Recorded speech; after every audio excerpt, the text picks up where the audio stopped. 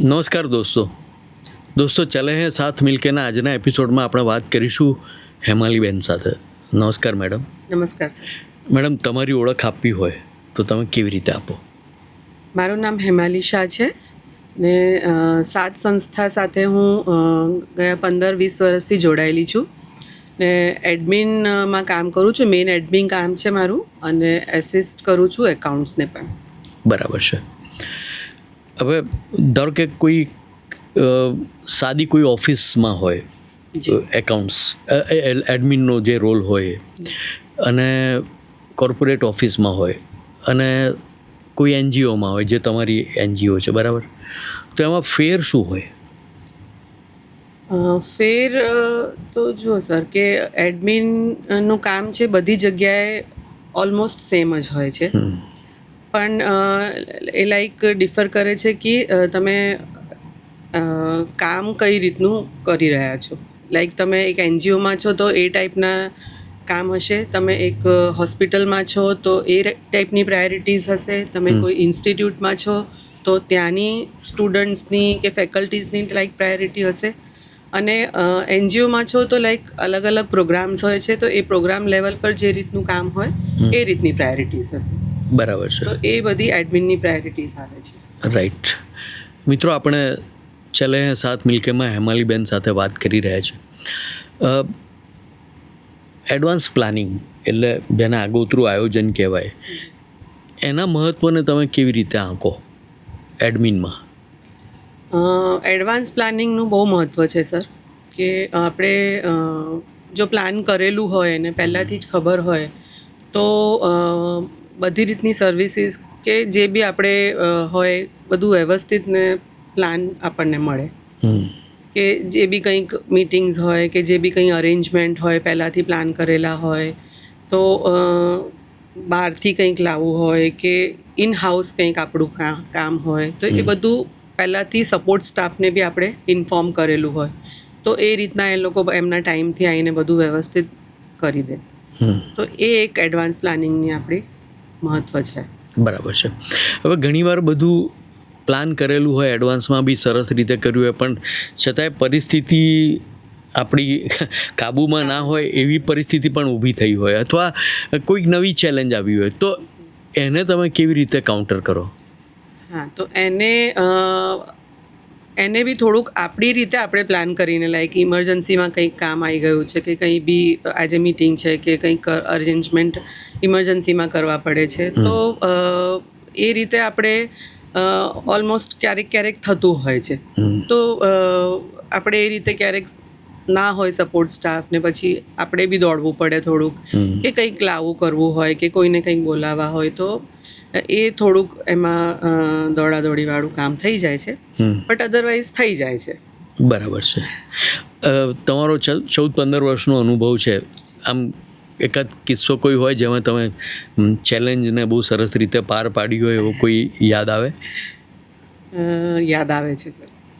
એકવાર અમારે મીટિંગ હતી, અમારી બોર્ડ મીટિંગ હતી અને એ રજાનો દિવસ હતો, અને એમાં જે સપોર્ટ સ્ટાફ છે તો 2 સપોર્ટ સ્ટાફ છે, એક બેન છે એક ભાઈ છે, તો એ ભાઈ હી વોઝ નોટ અવેલેબલ. અને એમાં એવું થયું હતું કે જે મીટિંગ હતી એમાં 1-2 જણા કંઈક વહેલા આવી ગયા હતા, તો એ પછી મારે થોડુંક કોર્ડિનેશન ફટાફટ ઘરેથી કરીને બેનને જલ્દી એમને મેં બોલાવી લીધા અને પછી હું બી પહોંચી ગઈ અને ફટાફટ અમે બધું અરેન્જ કરી લીધું. અને નાવ તો કે ભાઈ આપણે ફૂડ ને એવું બધું તો ઓનલાઈન અવેલેબલ છે એટલે એ બધું પ્લાન કરીને જલ્દી ઓર્ડર કરીને કરી દીધું હતું. પણ એ યાદ છે મને, બરાબર, કેમ કે એ દિવસે મારા ઘરે પૂજા બી હતી અને એ બધી ખાસી દોડાદોડી થઈ હતી, બટ ઇટ વોઝ મેનેજ્ડ. એટલે ક્યારેક એવું બી થતું હોય કે બધા જ કેઓસ એક સાથે થતા હોય અને એક જ દિવસે તમારે, એટલે એ આમ ચેલેન્જિંગ એ રીતે થાય કે તમારે દરેકમાં તમારો રોલ આવે જ, ભજવવો જ પડે અને સફળતાપૂર્વક ભજવવો પડે, એવું પણ થતું હોય છે. હવે ટીમનું મહત્ત્વ કેટલું? કારણ કે એડમિનમાં તમારી એક ટીમ પણ હોય એ બહુ જરૂરી છે, તો એ ટીમનું મહત્ત્વ કેવું અને આ ટીમ છે એને તમે ટ્રેન કેવી રીતે કરો? બરાબર છે. તો ટીમનું તો બહુ જ મહત્ત્વ છે, કેમ કે ટીમ વગર તો કામ પોસિબલ જ નથી. તો ટીમને લાઈક હવે આટલા વર્ષ થઈ ગયા છે તો ટીમને અમે અમારી રીતે લાઈક જે બી રિક્વાયરમેન્ટ્સ છે એ રીતે એમને ટ્રેન કરી દીધા છે. એટલે એમને બી ખબર છે કે અમારે હવે મીટિંગ્સ કઈ રીતની છે, શું જોઈશે, શું નહીં જોઈએ. તો એ રીતે એ લોકો પ્લાન કરી લેતા હોય છે. અને હું તો સપોર્ટમાં છું જ. અને ક્યારેક કંઈક જોઈતું કરતું હોય તો કોઈ એમાંથી બેમાંથી એક જણ ના અવેલેબલ હોય તો ફોન કરી દે કે બેન તમે આવતા લેતા આવજો, કે આવું કંઈક બી અરેન્જ થઈ જાય છે.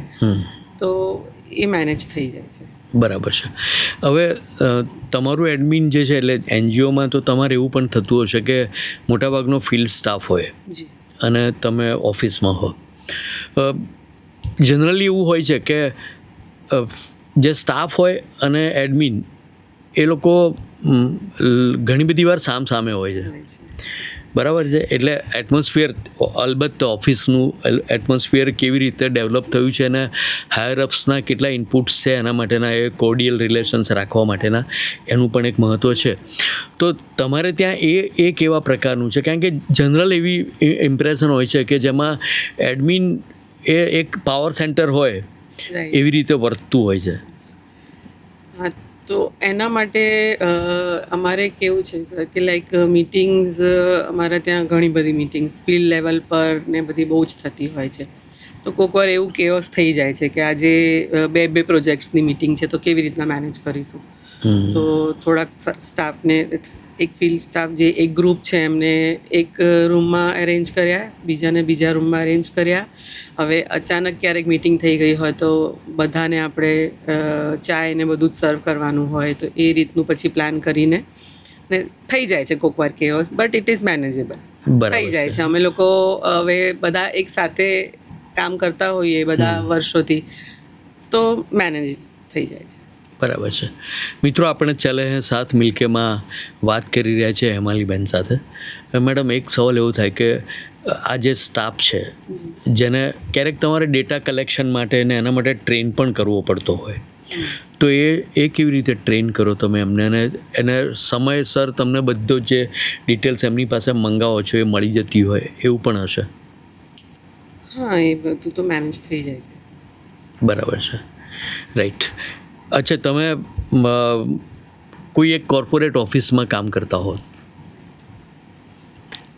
બરાબર છે, તમને એવું ક્યારે એવો મોકો મળેલો કે તમે એનજીઓ ની સાથે થઈ ગયું, હવે થોડોક ટાઈમ રહ્યા પછી આપણે બહાર જઈએ, એવું કોઈક તમારા એમાં કિસ્સો હતો? અત્યારે તો નથી, પણ બહુ પહેલાં જ્યારે મારું એટલે જોબ સ્ટાર્ટ મેં કરી હતી ત્યારે મેં કોર્પોરેટમાં જ કામ કરેલું છે. અને જ્યારથી પણ હું સાથમાં જોડાઈ છું તો ત્યારથી મને આમ કોર્પોરેટમાં જવાની ઈચ્છા નથી થતી. કેમ કે એક તો અહીંયા શું છે કે તમને એટમોસ્ફિયર તમને આમ ઘર જેવું છે તમારું, અને અહીંયા કામ કરવાનું ગમે તમને. પ્લસ બધા હળીમળીને કામ કરતા હોઈએ.